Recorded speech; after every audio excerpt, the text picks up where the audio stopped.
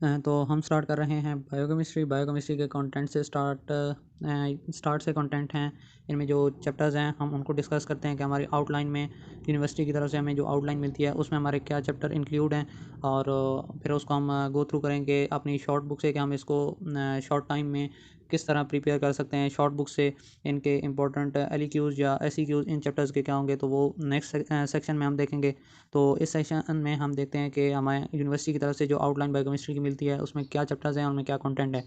तो फर्स्ट हमारे पास होता है चैप्टर सेल का, जिसमें हमने इंट्रोडक्शन ऑफ सेल को स्टडी करना होता है। इसके अलावा उसमें सेल मेम्ब्रेन और सेल मेम्ब्रेन के स्ट्रक्चर्स को हमने स्टडी करना होता है। इसके बाद हमारा जो सेकंड चैप्टर है वो है बॉडी फ्लूइड का। बॉडी फ्लूइड में हमारे पास बॉडी फ्लूइड में हमारे पास properties of water, acid base, उनके weak bases, strong bases, acid.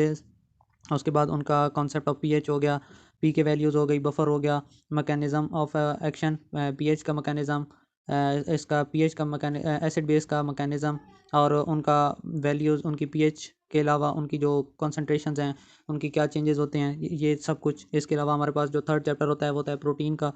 First year की जो हम ये सिलेबस डिस्कस कर रहे हैं फर्स्ट ईयर का, तो उसमें जो थर्ड चैप्टर है वो है प्रोटीन।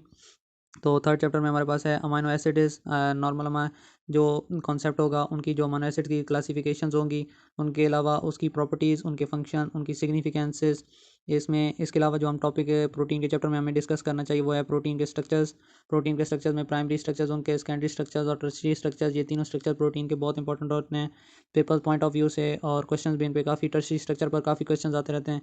इसके अलावा हमारे पास जो सबसे इंपॉर्टेंट चैप्टर्स हैं वो तीन ये चार इंपॉर्टेंट चैप्टर्स हैं, जिनमें हमारे पास प्रोटीन का चैप्टर, एंजाइम का चैप्टर, कार्बोहाइड्रेट का चैप्टर्स और विटामिन्स का चैप्टर्स। इनमें से मैक्सिमम पेपर्स जो है वो कवर होता है। तो आगे हमारे पास एक चैप्टर कवर हो गया, तो हमारे पास नेक्स्ट जो है वो है एंजाइम का चैप्टर।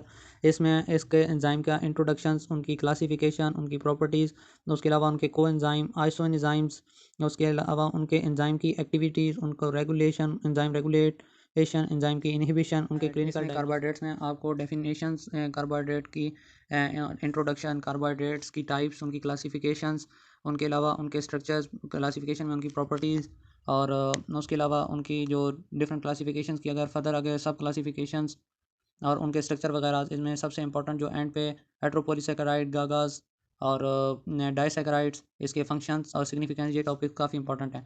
इसके अलावा हमारे पास लिपिड का चैप्टर है। लिपिड में क्लासिफिकेशन ऑफ लिपिड बहुत ज़्यादा इंपॉर्टेंट है। Fatty acids classifications, function, structure, properties, triglyceride, complex lipid classification and function of cholesterol इसमें काफ़ी इंपॉर्टेंट है।